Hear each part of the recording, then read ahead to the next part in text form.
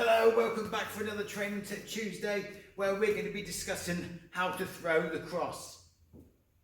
If you think back to a previous video where we discussed throwing the jab, we discussed the 4 R's, those basic principles of the punching mechanism.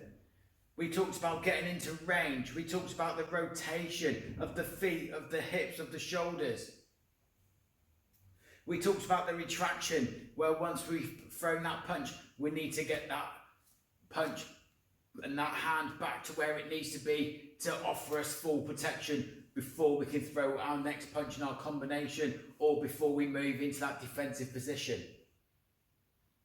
And then we talked about our recovery, getting back into our fighting stance to move or ready to throw that next punch once again. Let's have a look at the cross in motion.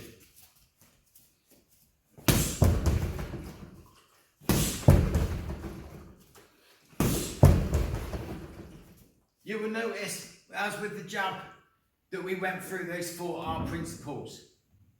My punching mechanism, where this is a common mistake that beginners and intermediates make, is because it's known as throwing a heavy punch, a power shot. They try to throw using power from their shoulder. They forget to rotate their feet. They forget to rotate their hips, thus missing out on power. The punching mechanism should essentially start from the feet, working its way up through the hips, through the shoulder, into that hand when it strikes a target, thus transferring all that kinetic energy that you generated using your feet and your hips in essentially your full body weight. Let's have a look at the cross in slow motion.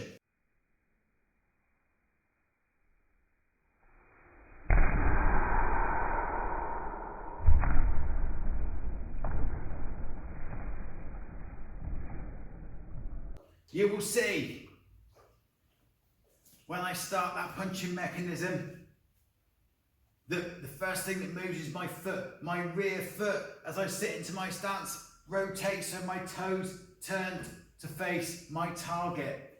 This causes a movement in my hips, moving my hips, so my whole hip movement, again, my waist turns to face the target, and at the same time, keeping not telegraphing the punch.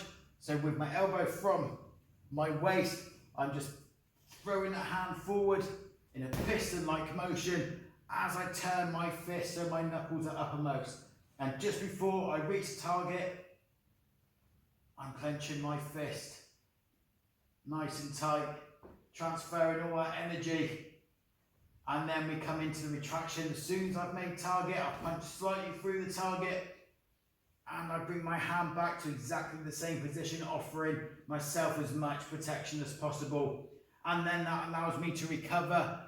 I can step, push out of range, I can pivot, or I can simply follow up with a second punch.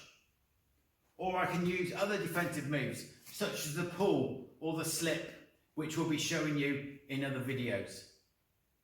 So just to reiterate, to conserve energy, but to maximize the power that you can produce on your target, on your opponent, remember, get that technique right.